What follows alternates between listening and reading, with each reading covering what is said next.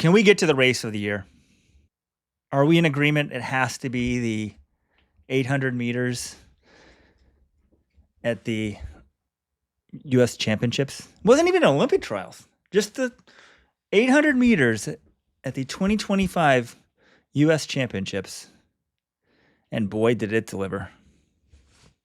It's my race of the year. Well, then, one of the loudest noises I've heard at Hayward Field was that final 100 meters when you had the 16-year-old Cooper Lutkenhaus storming up on the outside, going for the win. Donavan Brazier caps his comeback, just screams across the finish line. And you had Josh Hoey, who led almost the whole thing, in himself a great comeback story.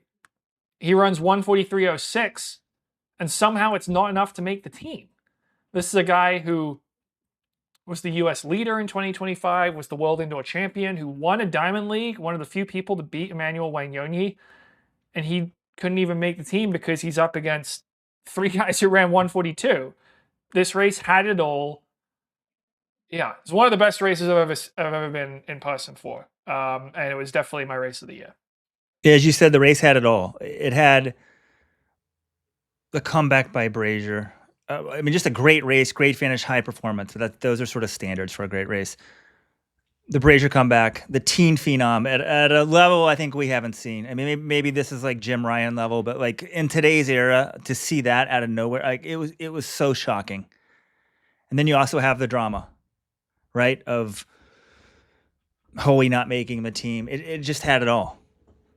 The only way you could like really top that would be if that was like an Olympic trials or something. But it's crazy that just a U.S. championship race for me could be the race of the year. But it was. I mean, from a Let's Run perspective, that race, it shows what's great about everything in running in general and in the United States. Meets that matter. USA's with everything on the line. Top three go or you're out. Sorry, no exceptions. Well, unless you're a world champion or something, but we don't need to get into that. It was so great. Some might say it might show the American male bias of the website. I wouldn't say that, but Robert would, because this is a thing he likes to do from time to time and be a provocateur. Sorry, stumbling over my words here. All right, Mr. Feminist, if that wasn't the race of the year, what was the race of the year?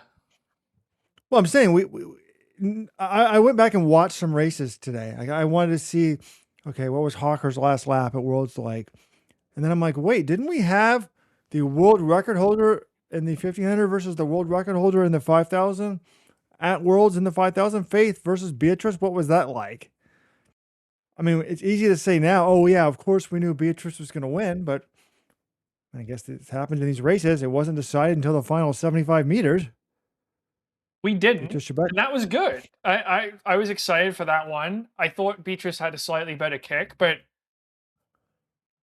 that one I feel like was a little bit more about the pre-race hype, saying these are two of the greatest female distance runners we've ever seen, and we get to see them squaring off at the height of their powers, both having broken world records in their events earlier in 2025. Both having won gold medals at the 2025 World Champs, and then they get to settle it in the 5K. And oh, by the way, they had both raced each other at the previous two championships, and Kipyegon won the 5K in 23 and Chibet in 24. So it was like a rubber match as well. Like, you had all this going into it, and it was great. You know, it was fun to watch, but you know, from my perspective, I don't know, like, you know, we had seen it a couple more times. I don't know if it was like immediately iconic. It was more iconic because of the personalities contesting it, I would say.